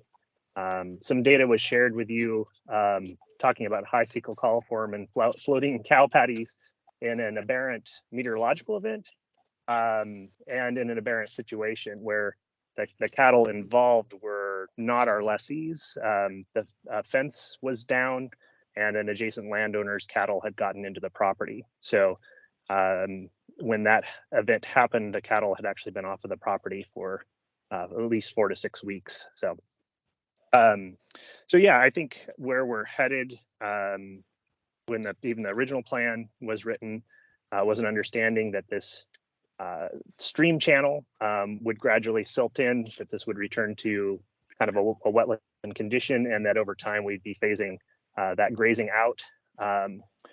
elimination of grazing as a potential on the property, I think is problematic because it may be useful as a tool as we're doing restoration planting to help with control of reed canary grass. And there's always that potential, even with that higher, drier part on the east side of the property, with combining with neighboring properties with some actions there that we've kind of had some ideas about trying to do further protections on the stream corridor and shift the grazing up into some of the higher areas. So how's that for a long ramble? A good complicated property. I think we're on a good track. Again, I don't feel like if you look at the system as a whole, if we, eliminated grazing there today, I would be very skeptical that it would have a measurable improvement on the water quality, given all the other things that are happening within the rest of the system. And I think we're set to be phasing towards, phasing out that use, particularly in that west side. I'm very comfortable with that personally. I think Charlie feels similar. I think he's on the line. I don't know if he wants to weigh in on any of that. So, thanks. Okay, thank you, Doug. I see Mike Pickett has his hand up. Yeah, I just wanted to comment. I'm not sure that our position on this, let's look at our position. If we were to decide that it was necessary to stop grazing so that the water quality would get to a point where it was okay with the state and we weren't contributing to, if we were to get there, I don't think the ag community necessarily thinks that grazing for the sake of grazing, no matter what damage it does to the environment, is okay. And I think if you, agriculture, so I have cattle and in the wintertime, they go to a heavy use area. And I'm sure that's what we're doing here. We're fencing them out of these areas during the wintertime. But in the summertime, they do graze in these areas. And if their manure ends up contributing to the downgrade of the quality of the water, or even in Zylstra, which is clearly our ownership and the ownership of the San Juan Valley Preservation Trust, I think we need to take an active role in figuring out how to resolve that. And Doug, I appreciate everything you say, and you got your knowledge is way above mine, but I'm not convinced that Greg grazing whatever it is, 100 head of cattle to whatever it is. I mean, I remember when we bought Zylstra, I took a walk down there, and there were potholes and hoof holes and manure all over that place. And I don't know what it's like now. I don't know if we basically eliminated some of that or reduced some of that, but I'm really not as convinced that the things that you're talking about, short of stopping grazing on this area, is going to be effective in cleaning up the water. And I don't know what effect it has on Zylstra, but Zylstra was at one time to be a public swimming hole. And I don't know, I doubt that's what we're thinking about now if we have water quality issues like that, health issues. I think this could become a public issue if, as Kendra says, somebody's dog dies of poisoning or worse. So I think, we need to be a little more proactive if we can on the things that we have to do and the things that our tenant has to do in order to keep the quality of the water or get it back to where it needs to be. Because once the state's, go ahead, Lincoln, I'm going too long. Yeah, I just wanted to throw in there that a lot has happened at Zylstra itself, which is upstream of this property. When we purchased it, cattle were grazing on that lower lake into the lower lake. So we pulled cattle off of that property entirely. And if you go out there today, there's been a lot of regrowth at the edge of that lake. It looks quite different from when we purchased it. One of our other issues there has been continued inputs, particularly on the east side of the property, which actually comes off of Red Mill Farm. So we have just this past year started to implement a control to limit the nutrients that are actually entering into that lake. So we've been putting in some beaver analog. Doug can describe exactly what's going on out there a lot better than I can, but we've been working actively to limit the nutrient inflow to the lake, which is really one of the big issues in terms of toxic algae. If you go out there, you will note that we do sign it. We tell people, do not let your dog go in the lake. So it's going to continue to be an issue regardless of what we do. The other big inflow, which comes basically from Trout Lake down through a number of properties, is relatively is much higher quality than what we've got on that inflow. And Doug, I don't know if you want to fill in on that. Excuse me, I'm going to weigh in at this point and say that this was an informational item on the agenda.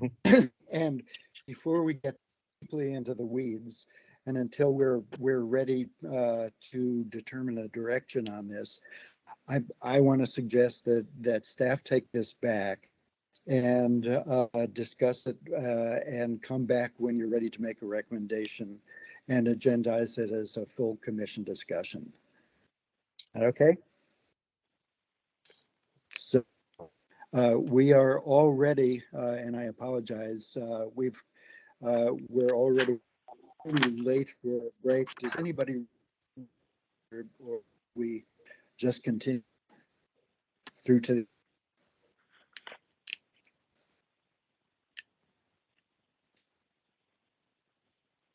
Let's go. Then let's continue with the stewardship report, please.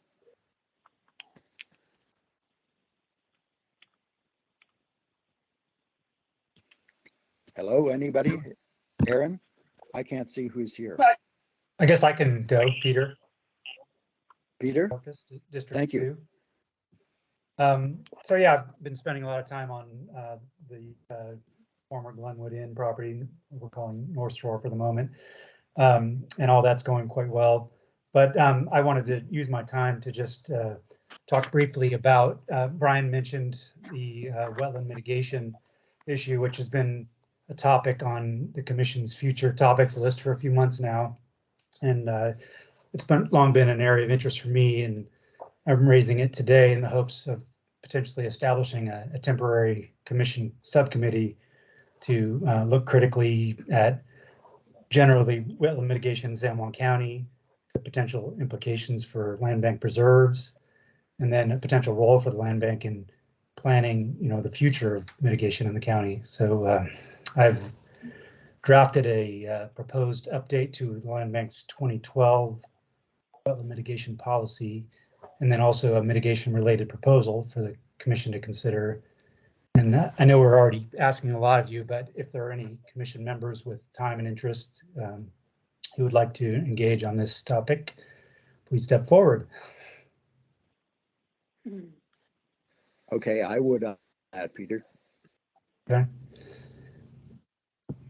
Anybody else? Peggy, you have your hand up? I'd be happy to engage in that conversation. I was quite involved in wetland mitigation banking on the state level and in King County years ago. So I think it has a lot of merit. Thank you. Great, thank you. Anybody else?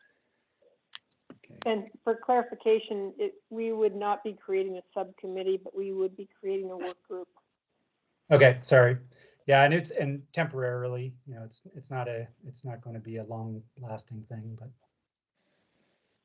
Yeah, and I think, Peter, the operational question is, or the first question is, how would that feed into the commission's strategic planning process? if you could give us us in terms of the balance. Well, I think like you pointed out, there are a number of things that have come on the table recently for discussion. This is just one of a number of them. So I think if we Yes. could review, this working group could review the existing policy, this potential draft update, and then talk about a broader role for the land bank. I think that could, the results of that could come back and feed into a strategic plan. But I think it's a timely issue. I mean, earlier someone mentioned, the potential impacts of the trail from Friday Harbor on wetlands. So, it's something that I think we should discuss. And so it sounds like we've got Peggy, Brian, anyone else? One more. Okay. Well, then I'll follow up with you. Yep. You lost me? Oh, okay. Yep. I'll follow Thank up with these draft documents. Thank you. If anybody else decides they want to participate, please get in touch. Yep. Is that it?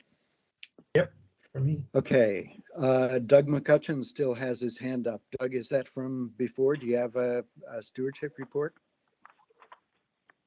I didn't have anything planned. Excuse me. I just pulled on the ferry. Happy to entertain any questions that anybody might have, but yeah, otherwise, no. Okay. Anybody else? Amanda? Aaron? Amanda, please. Hi. Hi. I'll give a Lopez update. As you know, we have several properties in the queue for stewardship and management plans. And so we hosted an open house meeting on Wednesday afternoon. We had a good turnout, about 25 people and several staff, and our few new commissioners. Marilyn came, and Peggy was also there. So thank you everyone who helped out. And so at the meeting, we asked for public input on our draft Spencer Spit management plan, as well as scoping input for new plans for Richardson Marsh and the updated plan for Lopez Hill. And we presented some maps with proposed site plans or new trails. And I'd say overall the feedback was really positive, and we had a lot of good discussion and questions. So Good. Any particular issues, Amanda, particularly interested in the Spencer Spit? No, I think people mostly looking forward to the new trail. And so for Spencer Spit, we also had one of the state park rangers there who was also helping to answer questions, Megan Alexandra. So people are looking forward to the trail edition, and I think mainly the questions were like about parking, if there would be parking, and really how much use does Spencer trails get in the summer. So a kind of follow up was that we could put in a trail counter on the new trail and just kind of get an idea of what the usage is, because Spencer doesn't have those numbers for their trail. Great. All right. Thank you very much. All right. Seeing no more hands, shall we proceed with the outreach and volunteer report? Tanya?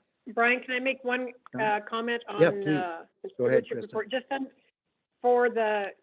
I was interested in the Lum Farms blog, and I'm wondering, I'm just throwing this out to, well, I guess it would come up now in outreach. Can we link to that blog somewhere on our website? Or is there interest in doing that? It just seems like it's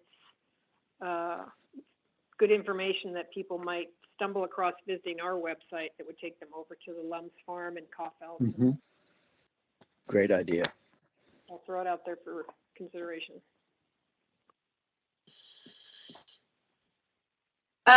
Tanya here for the outreach report. And Krista, that's actually a great comment because I was going to ask the same thing. If there is any reason we couldn't do that, I discovered their blog. Thanks, Charlie, for some information, doing some background information. So if there's no reason we could not, I mean, there are lessees. I don't know if there's something about promoting or if there's a rule or some kind of law is probably too strong a word. I can't think of what I want to say, but yeah, I would love to. The short answer is yes, we can absolutely put a link up. And I would say putting it up on the Kaufelt Farm Preserve webpage would be the best spot if that's what we'd like to do. Easy enough. I have been also, Aaron Halcom and I are scheduling some time to review all the web page preserve descriptions. Over the years, you know, they've, as preserves have come online, the different stewards have done a great job of putting together little short descriptions that we can put up.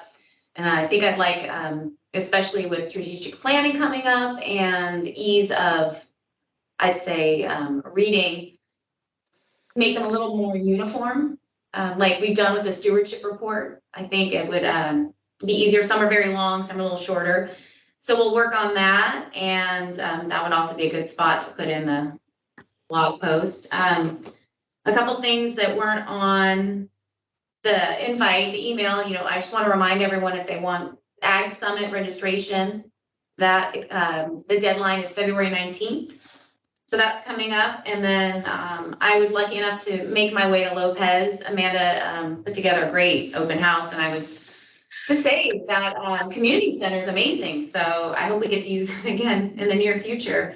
I talked to Andrew on my way over on the ferry as far as trying to come up with some outreach events for the calendar. And so he's got some great ideas, and we will be in touch hopefully after vacation, Peter and Andrew and I, to put some things on. But I think in the short term, probably some maybe bird watching tours, and there's talk of maybe a wildflower hike. So more to come.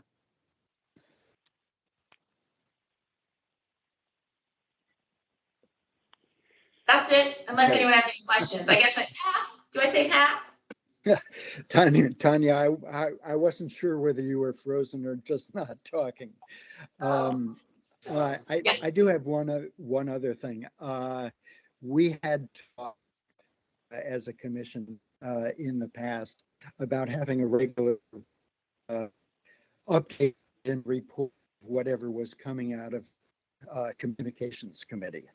And I think that that's going to be really important to us as we go through the strategic plan and approach the READ update. So could you kind of put that on your list? I don't know whether you would be the person to do that or whether that's really a commission report, but I'll leave that to you and the committee members. Sure, we can talk about that at the what's appropriate, how to bring that back. But absolutely, we just met and still putting those notes together. Okay. I'd like to comment on that, Brian, because this is something that Mike had talked about when the strategic planning work group met last week about highlighting the importance of communications and our efforts in that area. So this, I'm comfortable with it appearing under outreach and / volunteer efforts as its own bullet, as the communication work group. And I think more discussion should happen there, because as we talked about communication in that strategic planning group, it was on a higher level than what this particular work group originally set out to do. So I think getting it on the agenda and summarizing any monthly discussion from that group will be good to keep people kind of in that loop. And then I think it'll point, as we go through strategic planning, perhaps the topic of a firm communication plan may evolve, and then the discussion of capacity and ability to fulfill something like that will have to get discussed. But so that's all I'm going to say, because I know Mike wanted to have it called out. Okay. Yeah, thank you.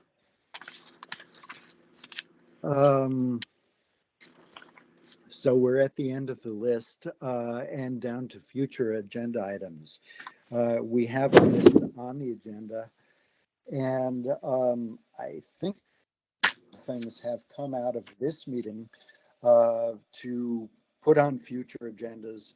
One being the False Bay Creek management plan and situation, how we're going to address that. And the other, I think, being a regular, not only report, but agenda item and discussion.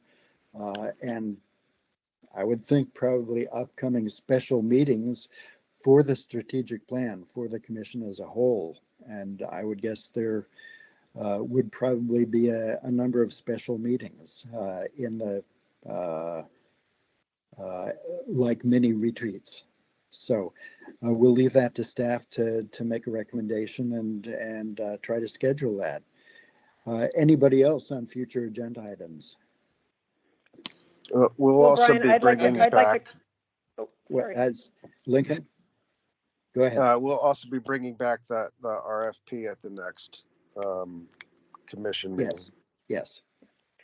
Krista? I'd like to comment just on what Brian said, because I think in the work group, we had agreed that we would meet every month, a week or two before a commission meeting, to help move that item along. And then, as I would assume, once we've engaged a consulting group, then that work group meeting will become an all-commission meeting specific to strategic planning. So we haven't really set dates for that except that we've gotten the work group on the calendar.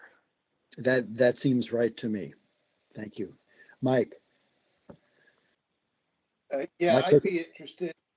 Yeah, I'm sorry. In that go ahead. the second bullet point about, and you brought this up numerous times, Brian, and I agree with it, our interaction and work with the tribes. And I think we're lucky to have Amy join our commission because of her experience and exposure to them and to us. And I look forward to some point putting on the agenda her thoughts on things that we can do with the tribes, in partnership with the tribes, and how we should recognize that it's part of our mandate. And I think it'd be great to hear what she's got to say. And I think that could help inform part of our strategic plan. Absolutely. Thank you. And I think that and hope that will be part of our collective agenda and discussions for the strategic plan. So to me, that's automatically on. Anybody else? We have a little bit of time.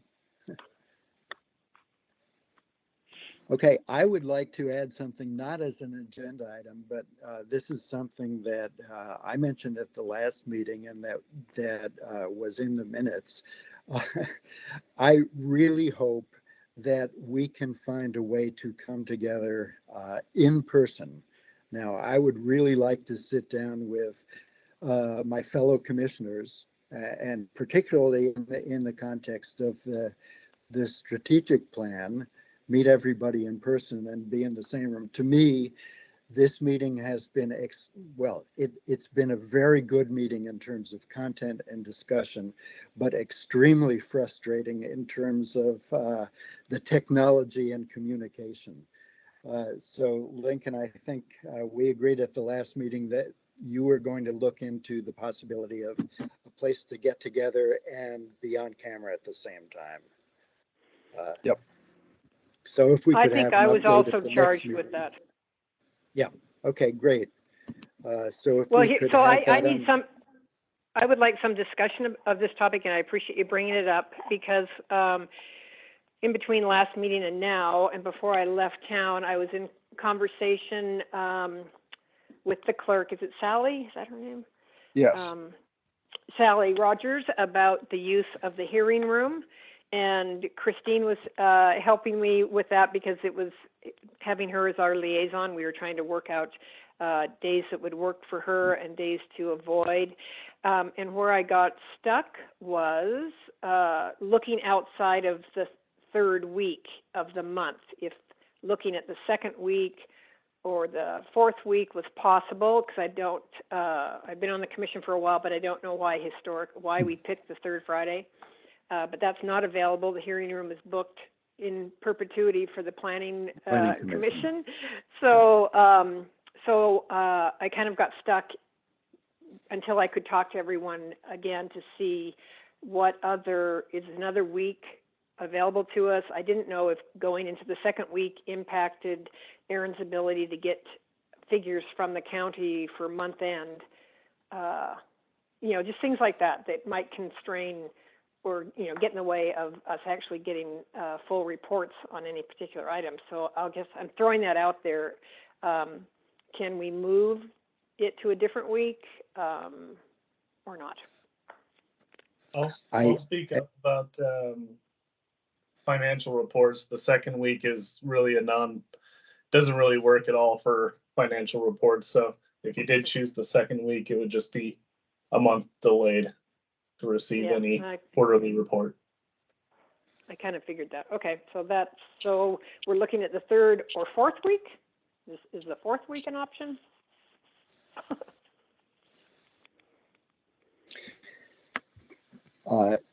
It is for me. I wonder, Krista, if an easier way to do this would be to put out a poll online to check out people's availability. I can do that. Doug's got this is Doug. Just wanted to jump in real quick on the meeting space.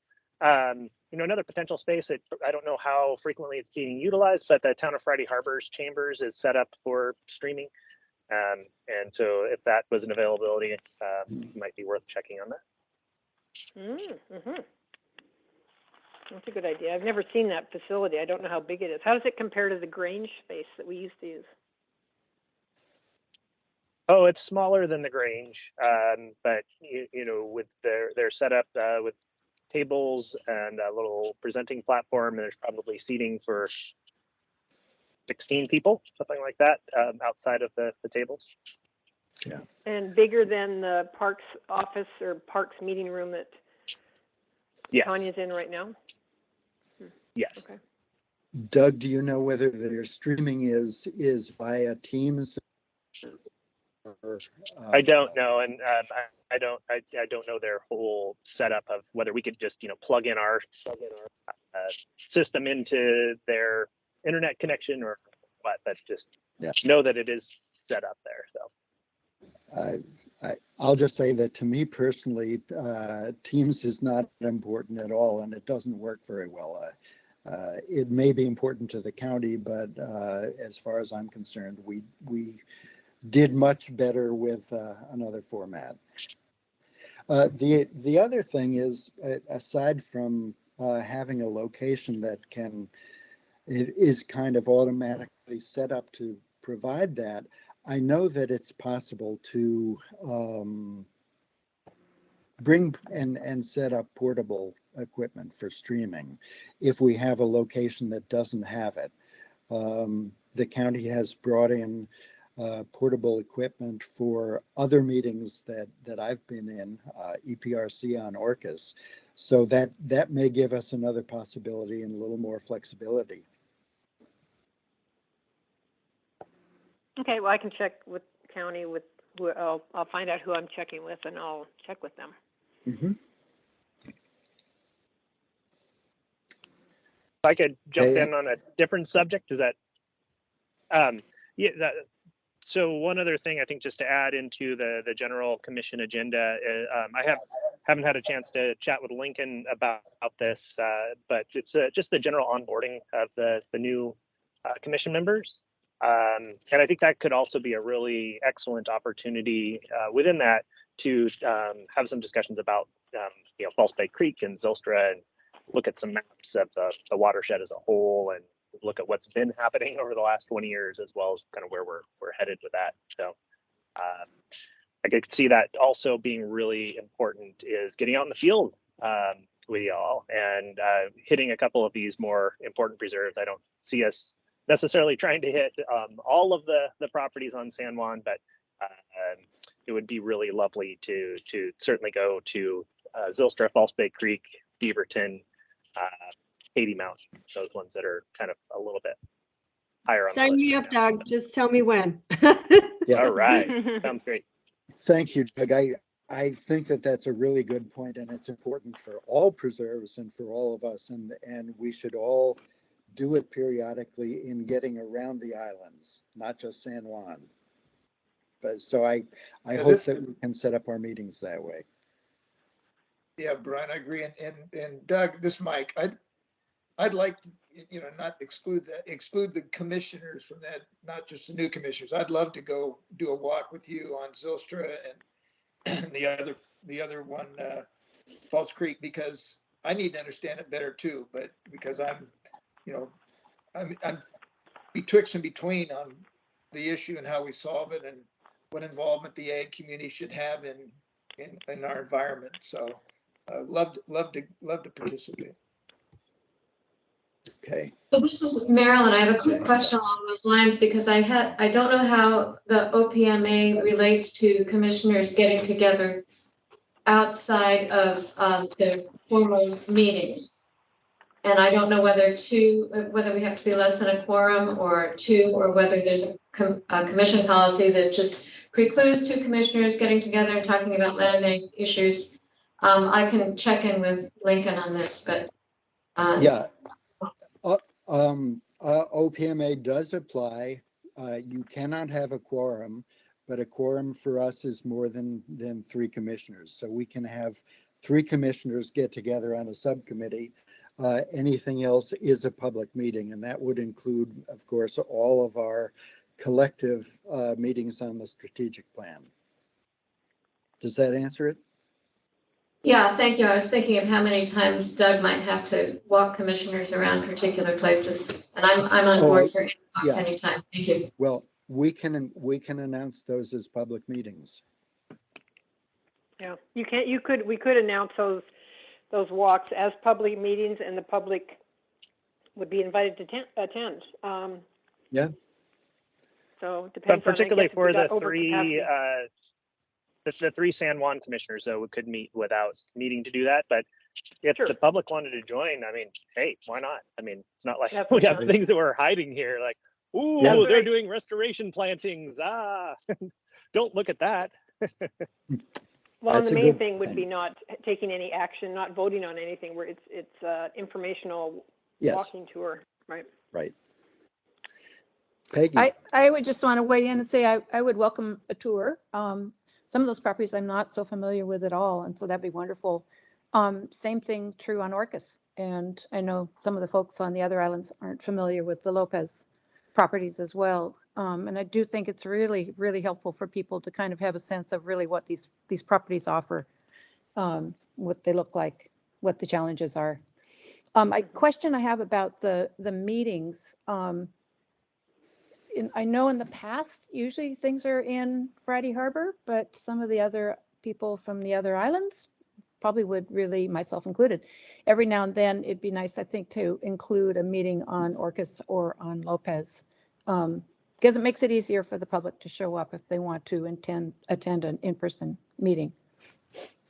Peggy, our recent practice has been to have most meetings in Friday Harbor, but I believe we went to Lopez and Orcas at least 2 times a year. Yeah, and that's great. As far as I'm concerned, that should be up for discussion. But I agree completely that it's important to appear in person on the other islands. Mm-hmm.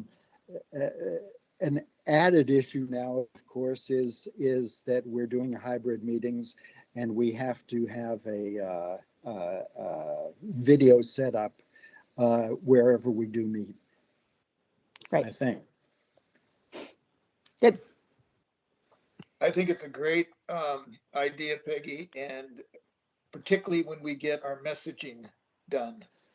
Because promoting that we're going to hold a meeting in Orcas, and we want to talk about, the land bank future. That's something that really, it's just another opportunity to reach people we might not normally reach with our messaging, as well as holding a meeting there.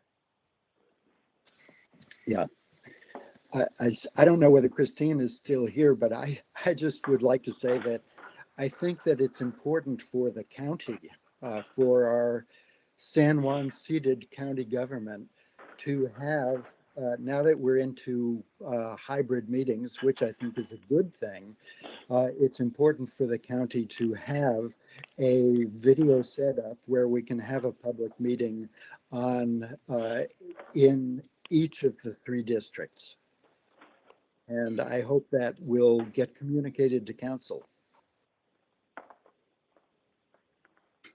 I heard you, Brian. Thank you.